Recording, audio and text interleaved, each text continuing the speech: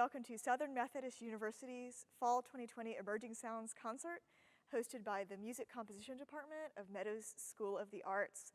We are so glad you decided to join us this evening. We do this show every semester, but this is our first semester of trying to put on a fully virtual event, so we are so glad that you decided to log on with us to start this brand new music making journey with us tonight. One of our favorite things about Emerging Sounds is that it is put on top to bottom by the students. The music is composed by the students, it's performed by the students, advertised for by the students, programmed by the students, stage managed by the students. Everything is just holistically done by the students, which allows for a very unique and fresh concert. Our composers are really excited to present their music to you this evening, and you will get to hear a brief talk before each piece from the composer, giving you a little bit more information about their inspiration for the piece and why they wrote it. We would love to give a special shout out to our stage managing crew and our audiovisual team.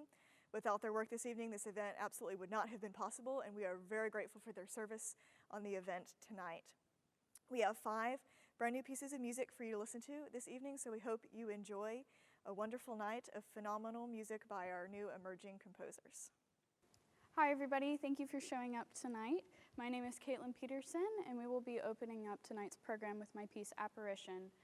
This piece is written for a piano, cello, and horn trio, and it's basically about a ghost of how there are 2 sides to every person, and how sometimes when you figure out what's underneath their skin, it's a little bit frightening, just kind of like a ghost. I do also have some artwork for this piece, and it shows an anaglyph kind of x-ray of a person, of what you usually see and what is underneath. So I hope you enjoy. Thank you.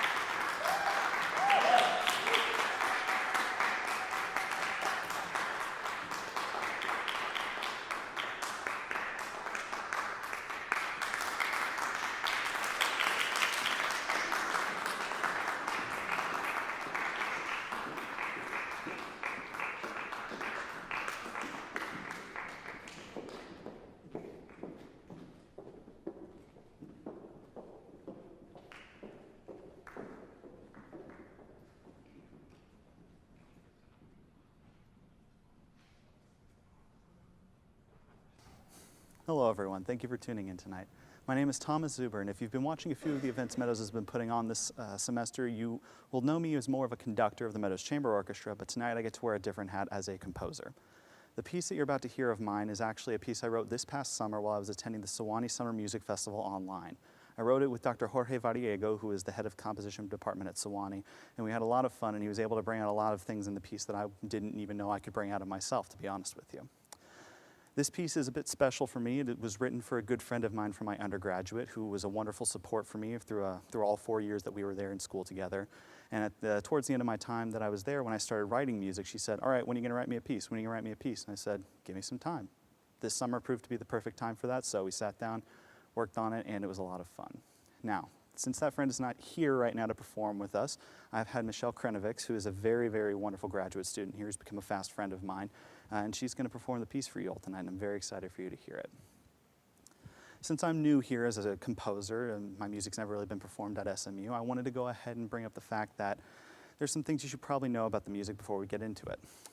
I like telling stories through my music, whether they be autobiographical, things that I've made up, or stories somehow outside of the music that I want to depict through the music.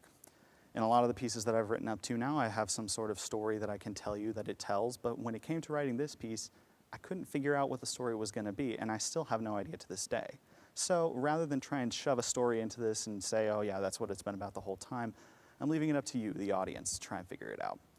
While you're listening, let your mind wander and think of all the wonderful things that it evokes out of you, and that can be the story for you. Regardless, I hope you all enjoy it. It's been a lot of fun putting this piece together and being able to listen to it finally get played, so I hope you all enjoy the Fantasy for Harp, Opus 8. Have a good night.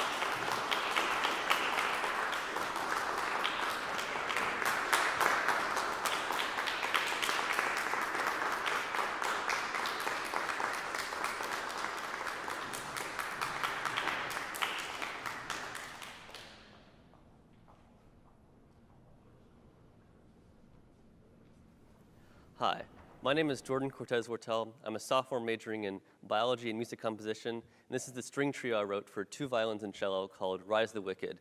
It'll be played by my great friends Faith Fang, Lauren Jones, and Logan Hong as well. This is a piece of very intense contrasts. It's a fugal piece, which means there's a main theme, which is actually the very first theme you'll hear in the piece, and this theme appears many times throughout the piece, repeated many times. There's a lot of counterpoint and dissonance. And this first opening you'll hear is very stormy, very dissonant, and it kind of represents the wicked in the world. There's seizing power. But then all of a sudden the music turns much more tranquil, much more pleasant. And you'll actually hear the same theme, but it's recast in a major key, much more easy on the ear. And this section I wanted to represent kind of the benevolent. They're trying to save the world. Unfortunately, it's all in vain as the music descends back into chaos. There's a very, very fiery finale, a lot of dissonance, this theme back and forth and back and forth.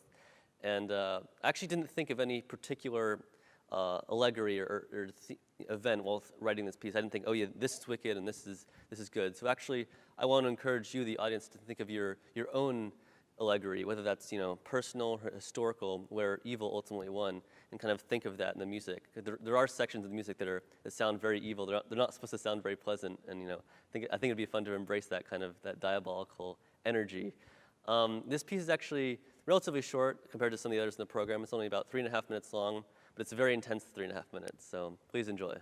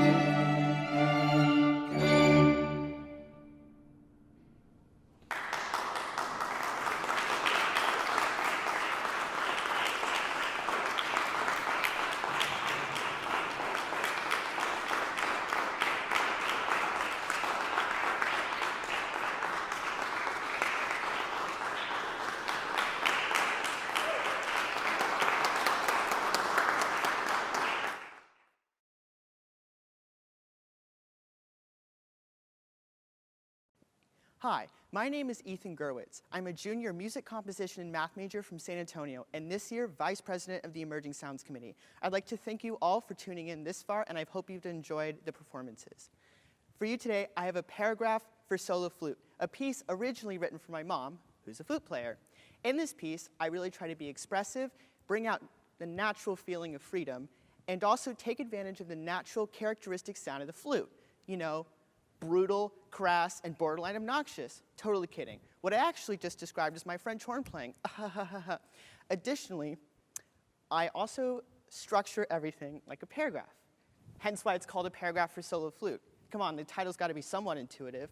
And lastly, I really try to take advantage of empty space, which at times can be just as important as the things that surround it. See, caught you off guard. Empty space can be important. I just made myself look ridiculous for 5 seconds to prove a point. Here is a paragraph for solo flute, performed by Sierra Carlson. Thank you again, and I hope you enjoy.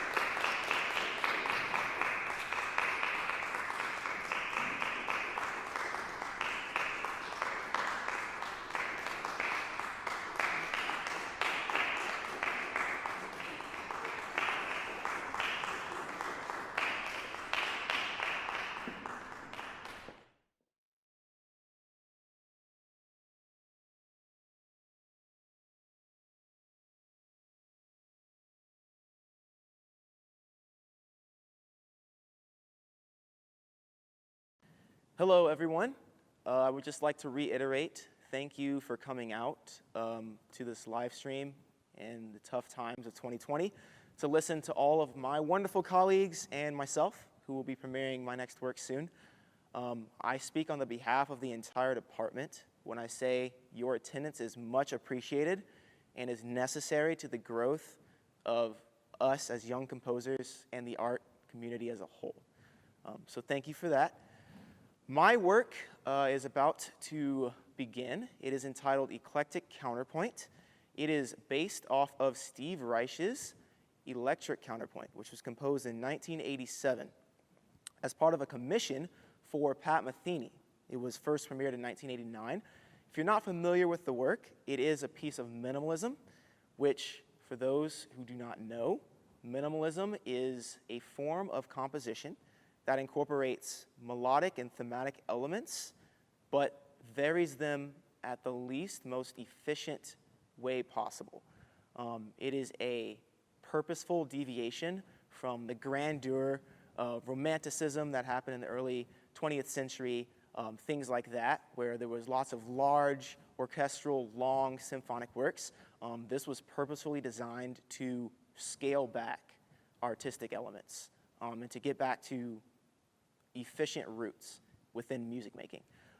That is a style of composition I've always been interested in, and I based this piece off of the third movement of Steve Reich's Electric Counterpoint, which is, in my opinion, the most interesting in terms of contrapuntal texture and pointillistic texture, excuse me. So what I do is I incorporate those elements into the bass line of my work, and I also play around with syncopation, some more jazz kind of feel and eminent style, some different textures of long tones and short tones and high and low timbres and different groupings of the instruments presented on stage. So I play around with the minimalist texture to make it my own, but the bass is rooted in that form of structure. It is about 10, 11 minutes or so. And this piece does conclude the concert. So once again, thank you for attending, and I hope you enjoy it.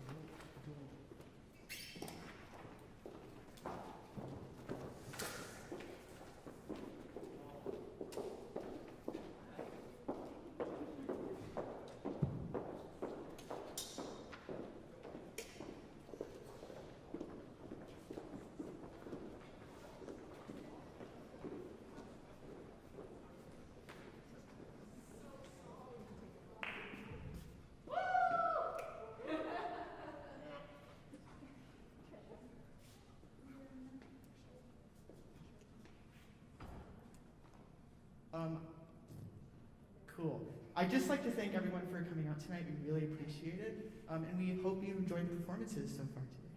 So we'd like to give a special shout out for those of you viewing virtually to our stage crew who worked really hard to get this whole thing managed, especially our head stage crew, Jared. And also I'd like to thank my VP for help planning this. This is Ethan. He had a piece on tonight. Special shout outs to our faculty sponsors, one being the head of the comp department, Dr. Harder, who helped approve all these things that we went through for this organization. And then also to Dr. Delaney, the conductor of the Meadows Wind Ensemble, for helping us print posters and get that organized as well as reserve the space. One last shout out to our audiovisual team who did phenomenal tonight in managing this concert and the video for y'all to watch virtually. So a special shout out to Taylor, especially if you're listening. Thank you so much for all your hard work and doing all the videos and recordings and everything. I would just like to point out, this is a semesterly concert, which means next semester we're going to do the exact same thing and the semester after that, so feel free to tune in when that happens. Right, cool. So last thing I want to say is thank you so much again, and yeah, we'll see you next semester. Eh?